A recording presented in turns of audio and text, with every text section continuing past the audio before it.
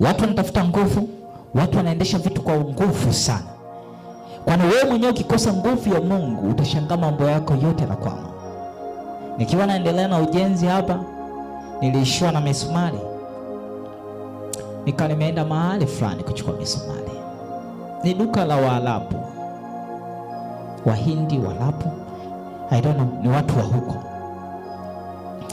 Lile duka ninaingia pale, ninakutana na nguvu ya giza nyingi. Kwa kusikia nguvu ya giza, kwanza nikarudi nyuma. Nikamuuliza kijana mmoja, kuna misumari?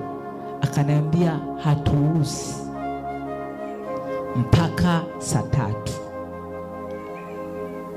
Lakini pale kuna mtu ana vitu anavisoma. Na yule mtu alivyoniona alikuja kagundua. Akaniangalia, nikatoka pale nikawa nimeenda kwenye duka lingine. Sasa watu wanaendesha biashara zao kwa nguvu ya giza kupita kawaida. Alafu na wewe unakuwa ni Mkristo ambaye hauna nguvu ya Mungu, utakuwa mawindo au utatembea kwenye hasara.